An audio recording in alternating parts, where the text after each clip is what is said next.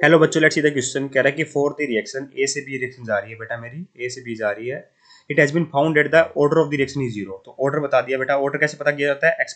Experimentally determined quantity है बेटा। ये क्या पाया गया है? जीरो पाया गया है। ठीक है, विद रिस्पेक्ट टू ए, कोई दिक्कत नहीं है बेटा। कह रहा है कि एक्सप्रेशन बताओ कौन सा करेक्ट है। तो हमसे कौन कौन सा एक्सप्रेशन पूछेगा बेटा? टाइम का, या फिर रेट कांस्टेंट का, और हाफ लाइफ टाइम का।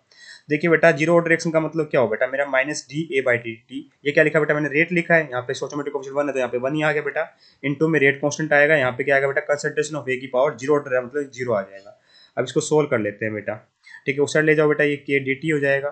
ठीक है, अगर मैं जीरो से लेके टी टाइम तक लेके जाऊँ रिएक्शन को, और कंसंट्रेशन बेटा मेरे इनिशियली मान लो ए नोट है, तो ए नोट से ए लेके जाऊँ, तो इसको सोल्व कर रहे हैं, करेंगे तो बेटा क्या आ जाएगा? Minus of A minus A note. ये बेटा हम क्या कर रहे हैं बेटा? डी ए का जो इंटीग्रेशन होता है बेटा, वो क्या आता है? ए आता है, और ऊपर लिमिट लगा रखी है बेटा ए नोट से ए, तो ए माइनस ए नोट लिखेंगे। इट इज इक्वल टू क्या आ जाएगा बेटा मेरा? के डी टी का हो जाएगा T, T minus zero T.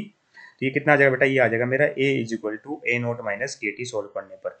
ठीक है, ये तो आ गया बेटा मेरा जीरो ऑर्डर रिएक्शन का एक्सप्रेशन। ठीक है, तो ये कहाँ लिख रखा है? मतलब ऑप्शन नंबर 1 हमारा इनकरेक्ट है, तो टू तो बिल्कुल लुक जाइए, देखिए टू मैच कर लेते हैं ना। A is equal to A naught minus K T, यही हो रहा है ना इसमें? हाँ सही है, ये तो हो रहा है बेटा।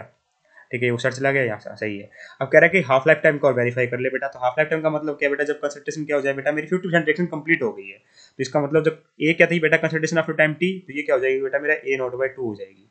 तो ये क्या लिखूंगा बेटा? मेरा A naught by two is equal to A naught minus K T half. तो यहाँ से बेटा टी हाफ की वैल्यू कितनी आएगी बेटा? मेरी आएगी ए नोट बाई टू के, ए नोट बाई टू के आएगी।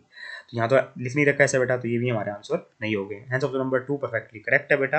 आई hope you understand the answer. Thank you so much.